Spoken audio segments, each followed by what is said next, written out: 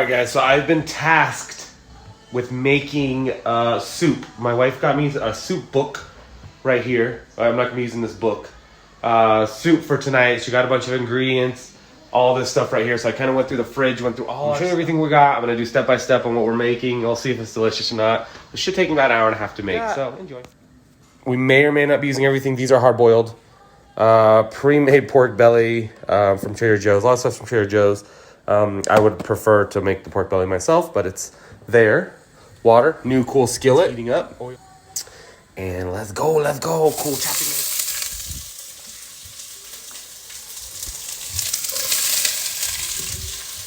So we're gonna get these, we're gonna get them nice and brown, sweat them a little bit.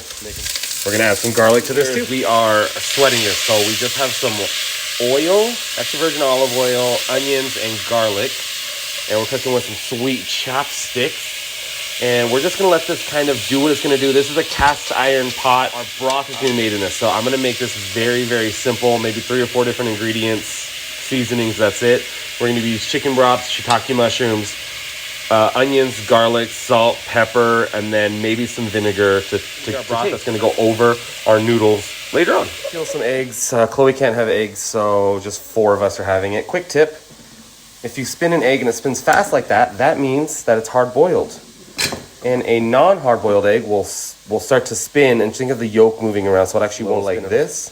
You can let it go, and then it'll spin again. So once I stop, it's over, done. Right, so this has been maybe 6 or 7 minutes, this beautiful golden brown. When you heat and saute onions like this, it actually pulls out the sweetness of it, so it's sweeter. So if you're not an onion person, try doing this, and you'll probably be an onion person after that. So we're going to add... I lied. We're going to add our mushrooms in right now to keep cooking just a little. Then we're going to add our broth. And all right, shiitake mushrooms added. I haven't added any more oil or anything else. I did add a little bit of salt right before I did this. And we're just going to let the mushrooms absorb the flavor. So the cool thing with cooking mushrooms, it meshes with any flavor. Why like portobello mushroom burgers are so good, because it meshes with the flavors. So we're just going to let this kind of flavor up. Dry heat right now. We have a little bit of stuff sticking to the bottom, so we're just going to keep this and then check up on it every couple minutes. Add a couple, little sprinkle of cloves here, and these are cloves. They smell like Christmas, so I'm just going to grab a pinch, and this is going to start to flavor a little bit. Nothing too much, you just want a little subtlety right in there, and it's going to start to a little bit and pull out some of the flavor. I'm going to pour in some chicken broth, a little bit of white vinegar to change. This is for after. We're going to do some water. And then we're going to top it with some of the peas as well to kind of cook in there. And top it with a few of these onions. And that's going to be our soup base. We're going to do that, salt and pepper. So I'm going to show you the next step when I do that.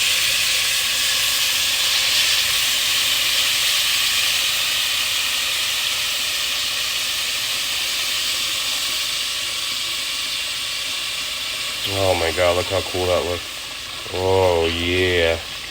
So we're doing 1 part chicken broth, half part water. So I guess 1 part water, 2 part broth. 1 part water, 2 part broth.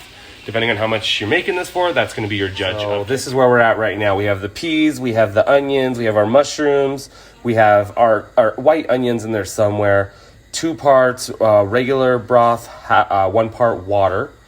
And it's all stewing right now. So I've added some vinegar, done everything to taste. You put it in your little taste, see where you're at right there. And then this is going to come to a boil. So I have it on high heat.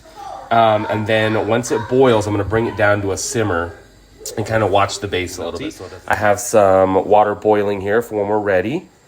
And we're going to put our rice noodles in there. We're going to put that in, and then we're going to scoop this out, put it on top, and then kind of create everything. So pretty much going to kind of, we got to wait for this to cook. Simmering. What are you doing? Ow. Ow, you hit me. Ow. Ow. Owie. Ow. Ow, you hit me again. You better stop hitting me. Bye. Go get Sissy. So it's been simmering. I'm just waiting for Lindsay to get home. So simmering for about a half hour now. Now it's on low. It's just moving a little. You can kind of see right there. Skim the fat off the top from anything that comes up. It's gone down about 1/2 inch there from the top, which means it's about now. So we're going to put a little bit in each bowl. I have this heating up right now, both cast iron skillets. We're going to be cooking this pork belly, and it comes, I think, pre-cooked. You just brown the outside. So I'm going to put a little bit on all sides, take it off, cut it, and then that's going to be on top. We have our water reboiling now because I just turned it off. So we're going to turn it on. It should take a couple minutes to heat up again. And then we're going to rock it. And I'll final when we are done.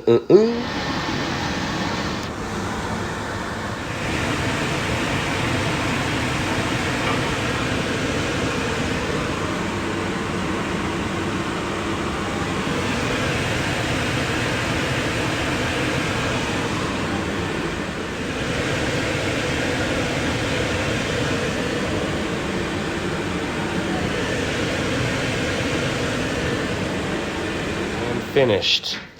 Pork belly, kimchi, egg, microgreens, sauce, jalapenos, onions, rice noodles underneath instead of ramen, and mushroom, green peas, fish oil, or fish sauce, soy sauce, salt, pepper, vinegar, and a little bit of lemon. And that's what we get, boys. I'm the only one that did kimchi. Nobody else did it because they're losers.